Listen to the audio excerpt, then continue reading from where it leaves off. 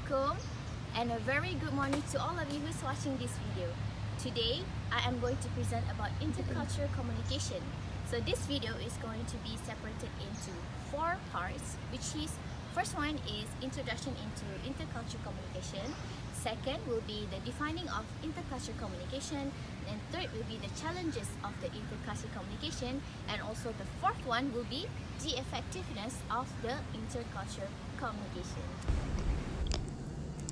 As the term suggests, intercultural communication is constituted as 2 major components.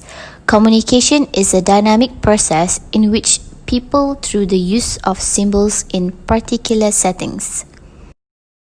Culture is a set of human-made objective and subjective elements that in the past have increased the probability of survival and resulted in satisfaction for the participants in the ecological niche. Thus, become shared among those who could communicate with each other because they had a common language and they lived in the same time and place.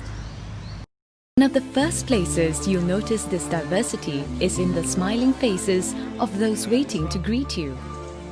Malaysia is truly a racial melting pot, where Malay, Indian, Chinese, and smaller ethnic groups live together in respectful harmony. Malaysia's diverse cultural heritage adds spice and colour to every aspect of life here, from religions and festivals to culinary traditions and architecture.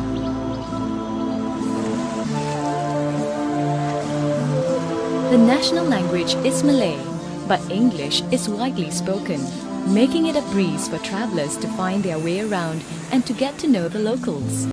With 2 components defined, we can include that intercultural communication is the process of interaction with a new particular culture with another person of a different culture.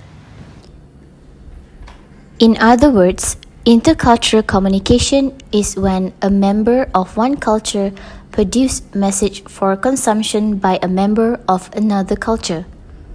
Okay, now I would like to talk about the challenges of intercultural communication.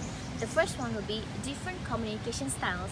The way people communicate varies widely between and even within culture. One aspect of communications style is a language usage. Across culture, some words and phrases are used in different ways. Like the Malays are not direct, they are very reserved. When they say no, it could mean yes. And the person who asks the questions must understand that. For example, when someone comes to the house and we ask them, do you want a cup of tea? The Malays would generally say no, tak apa. But in actual fact, that they want the drink. Basically, the Malaysians have these characters of not wanting to burden other people, which is another party. Different approaches to knowing. Malaysian is a very indirect again. When you tend to ask questions whether they understand or not, they would normally say yes. But the Malaysian culture tend to be reserved and don't want to offend the other part. With different attitudes towards disclosure. Different people had different attitude. So some of them are so arrogant and just don't want to learn to appreciate the other party culture. They will just condemn, for example, shaking hands. For the Japanese and the Muslims in particular, they don't shake hands, but just bow or greet. If the particular person who does not understand the Muslim or the Japanese culture, they will just make assumption that the other party is unfriendly. Going to be the last part of the video, so which is the effectiveness of intercultural communications.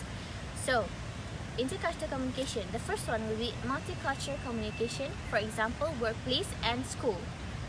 According to the Abdul Rashid and Ho 2003, Malaysian society comprises different ethnic groups, each of which maintains its own strong ethnic identity with its own culture, custom, practices, language, values, and beliefs.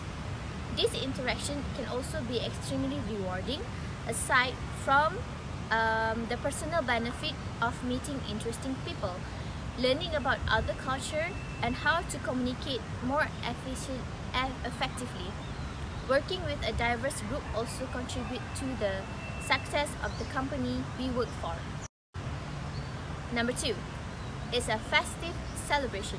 During our festive celebration, we Malaysians celebrate together, respect and enjoy the respective festive celebrating. We visit family and friends during this festive season, enjoying together the different variety of food and also delicacies. It's a normal in Malaysia and we always look upon when any festive season approaches. Every culture brings out the traditions and enjoyed by all races. This leads to good moral values and etiquettes in a person's self. It is important to learn that intercultural communication is important because we are highly exposed of other culture. This brings us to understand a person's culture and more deliberately. This is my end of the video, so I hope you guys enjoy it. Thank you.